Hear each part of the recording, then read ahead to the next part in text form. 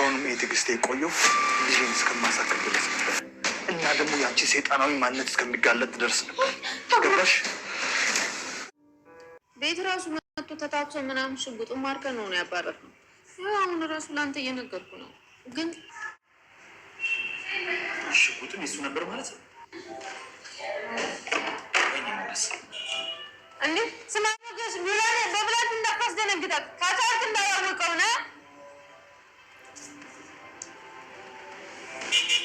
እንዴ ሳይከፍና ነው እንዴ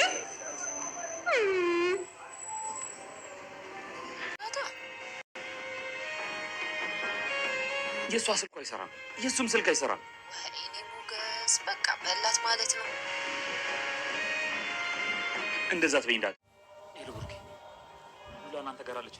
ሄሎ ሞገስ አይ የለችም። ምን ነው ጠፋች እንዴ? ጉድ ሳልሆን አልቀርም ብሩኬ፣ ጉድ ሳይሰራኝ አይቀርም። ዝና ያላችሁበትን አውቆ ነበር እንዴ? ዝና አይደለም ያመንኩ ሰው ከዳኝ። ባመንኩ ሰው ነው የተከዳሁት። እሺ አሁን የት ልትሆን ትችላለች? ምንድነው የተፈጠረው ሞገስ? ጠበቃ ብዬ ያናገርኩት ሰው ለካ ሉላን ሲያስቸግራት ነበር። አሁን ደግሞ ስልካቸውም አይሰራም። አይዞ ሞገስ፣ ሉላ እንደዚህ አይነት ነገር አታደርግም።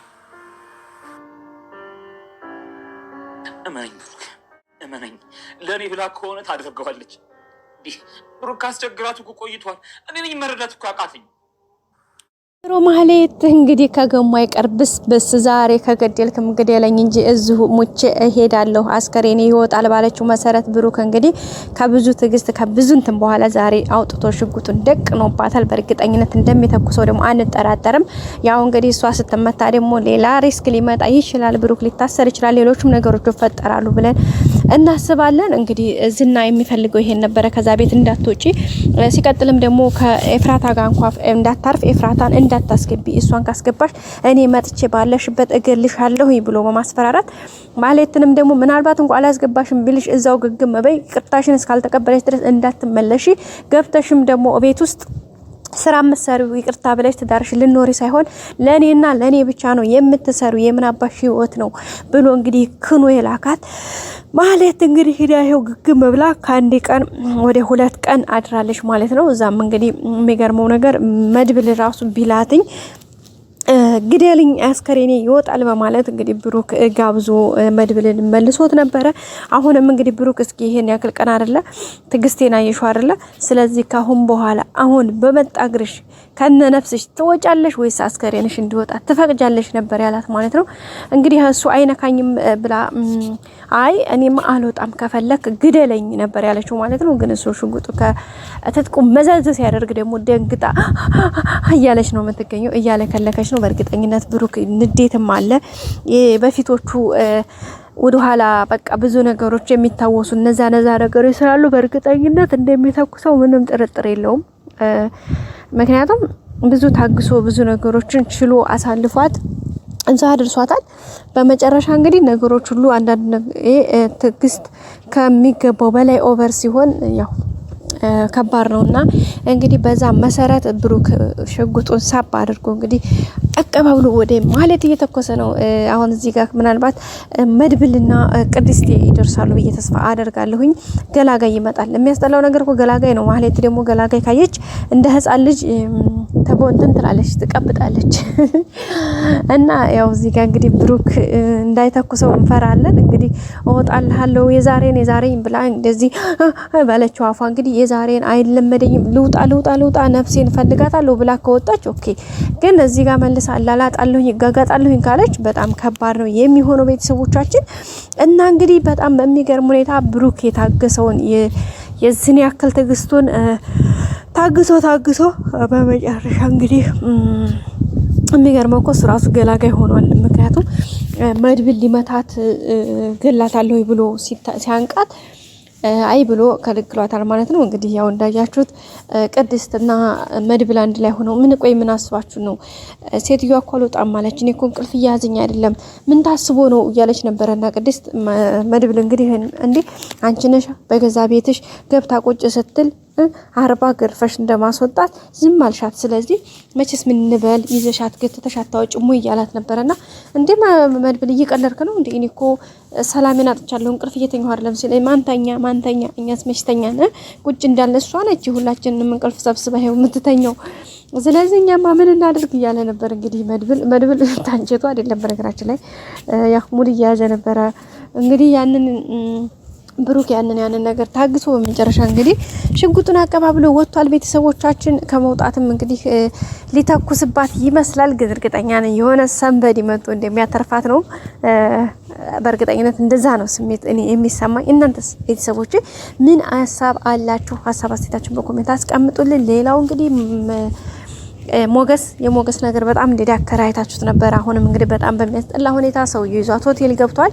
ግን ደስ የሚለው ነገር ዳጣና ሞገስ ይደርሱባቸዋል። ምክንያቱም እንትኑ ጋር እንግዲያ መቀበያው ጋር ተመዝግበው ስም አስይዘው ስለሆነ የሚገቡት መታወቂያቸውን አንዳንድ ነገሮችን ሰጥተው ስለሆነ የሚገቡት እዛ ጋር እንግዲህ ሂደው ይጠይቃሉ። ሲጠይቁም ከነያዙበት ያልጋ ክላስ ይነገራቸዋል። እሱ ደግሞ ለሞገስ በጣም ትልቅ አድቫንቴጅ ነው። እንግዲህ ማቆ ሆቴል አለ ብሎ እሱ ነው እንግዲህ ትልቅ ሆቴል የሚታወቀው ነውና እዛ ይሆን ይችላል ከሚል ጥርጣሬ ነበር የሄደው ሞገስ በአእምሮ የመጣለት። ደግሞ የጠረጠረውም ነገር ትክክል ነው። ምክንያቱም ይህንን ሆቴል ያውቁታል። እኔም አውቀዋለሁኝ እነ ሞገስ እዛ ብዙ ጊዜ ምግብ ምናምን ይመገባሉና መዝናኛ ቦታቸው ነውና ሉላን ይዟት ሞገስ ሂዶ ያቃድሶ እንግዲህ ዳለ በርግጥ በሉላ ማለት ሉላም እንደዚህ ማድረግ አልነበረባትም ብለን በሙሉ 100% መደምደም አንችልም። ግን እንደዚህ ማድረግ አልነበረባትም። አንደኛ በርግጥ ልክ ናት። ይሄን ነገር ለሞገስ ብትነግረው ከባድ ሪስክ ሊያመጣ ይችላል። ሰውየው ጋር ጣላ ይችላል። ሊያ ደግሞ ሌላ ክስና ለምታት ግን ደግሞ ቢታሰር ይሻላል። እውነት ለመናገር ከሱ ጋር በስማሙ ለፈስ ቅዱስ የሚገርመው ነገር ደግሞ እኮ ማለት ነው የጠበቃው አሁን አንዴ ተኝቼ ካንቺ ጋር አንድ ቀን እናድራለን ከዛ በኋላ ችግር የለውም ማለት ግን እሸቱን ነው። ለምን ታውቃላችሁ? አንዴ እንደዛ ተጠቀመባት አይደለ? ድጋሜም በቃ ልክ እንደ ማስፈራሪያ ነው የሚጠቀምባት። ሲቀጥል ምናልባት ቪዲዮ ሊቀርጻት እሱ ሴታፕ አመቻችቶ ምናምን ሊሆን ይችላል። እሱ ነገር ደግሞ ለሷ በቃ ለዘላለም ማርያምን የህይወት መጥፊያው ሊሆን ይችላል። በነገራችን ላይ በዛ አጋጣሚ ይሄ ድራማ ኖርማል ድራማ ብቻ አይደለም፣ ብዙ ነገሮችን ያስተምራል ሳይሆን በተለይኛ የሴቶችን ህይወት ይዳስሳል በአጠቃላይ ማለት እንችላለን። ምክንያቱም በእንደዚህ አይነት ሁኔታ በቃ ማለት የሆነ ቦታ ላይ ሄዳችሁ የሆነ አገልግሎት ስትፈልጉ አገልግሎቱን ከጾታዊ ጋር አገናኝተው የሆነ ባለሀብቶች ሊሆኑ ይችላሉ፣ ባለስልጣናት ሊሆኑ ይችላሉ። ስልጣናቸው መከታ አድርገው ገንዘባቸው መከታ አድርገው ሴት ልጅን ትዳሯን ህይወቷን ለመበጥበጥ በቃ መቼም የማይረሳ ጠባሳ ለማስቀመጥ በሰው ህይወት ላይ የሚቋምጡ አንዳንድ አሉ ስግብግቦች፣ በቃ ሰይጣን ያደረባቸው የሰይጣን ተላላኪዎችና እንደዚህ እንደ ጠበቃው አይነት ውሻ የሆኑ ሰዎች አሉና እውነት ለመናገር በቃ እሱን ነገር ነው ያየሁት። የእውነት በጣም የሆነ የሚቀፍ እንግዲህ ሉላን አይታችኋታል ምን ያክል እየተጨነቀች ራሷን እስከምትጠላው ድረስ በቃ ከሱ ጋር መተኛት ቀርቶ አይደለም ለሰከንዳት አብራው መታየት እጇን እንግዲህ ሲነካት እንዴት እንደሚቀፋት አይታችኋል አይደለ? እጇን አዝ ሲያደርጋት በስማም እንደዚህ ነው በቃ ያራገፈችውና እሱን ይሄን ስሜቷን ይዛ እንግዲህ ከአንድ ወንድ ጋር መተኛት ማለት በስማም በጣም ነው የሚደብረው። ግን አንዳንዴ ታውቃላችሁ አይደለ? በዚህ አጋጣሚ ብዙ ነገር ነው ምን የሚያስተምረን ደግሞ ያው እንደምታውቁት ነው። በእንደዚህ አይነት ስልጣናቸውና ገንዘባቸውን እንትን አድርገው የሰውን ህይወት የሚበጠብጡ በቃ የተለያየ እንትን ነገር ለማድረግ የሚቋምጡ ብዙ ሰዎች አሉና የነሱን ነው በግልጽ አድርጎ ያሳየን። ያው ዳጣ በነገራችን ላይ በዛው አጋጣሚ ዳጣ መናገሯ ራሱ ትልቅ ነገር ነው። እንግዲህ እንዳያችሁት ሉላ ስቲል መናገር አልፈለገችም። ነገሮችን በድብቅ አድርጋ ነገሮች እንዲስተካከሉላት ነው የፈለገችው። ግን በዛም የሚስተካከል አልነበረ ማለት ነው። ሌላው እንግዲህ ዝና ያችን ትትናን አፍቅሯታል። ግን ያኛው ሰውዬ ደግሞ አምጣትና እኔ እፈልጋታለሁኝ አለበለዚያ ደግሞ እምቢ ካለች የገጠር ልጅ ምናምን ስለሆነች እንሸጣታለን ኩላሊቷን አወጥተን እያለው ነውና በጣም ነው የሚገርመው። ቤተሰቦቻችን ብቻ በጣም ከባድ ነገር ነው ያለው። ውድ ቤተሰቦቼ በቀጣይ በአዲስ ቪዲዮ እስከምንገናኝ ሰብስክራይብ፣ ላይክ ማድረጋችሁን አትርሱ። ላይክ አድርጉ ቤተሰቦቼ። እስካሁን አብራችሁ ስለነበራችሁ በጣም አመሰግናለሁ። እንግዲህ ሞገስም ሚስቱን አትርፎ እንትናም ደግሞ ማህሌትም ከዚህ ቤት ወጣ። በቀጣይ በአዲስ ቪዲዮ እስከምንገናኝ ሰብስክራይብ ያደርጋችሁ አብራችሁን ቆዩ። ሰላም ቆዩ።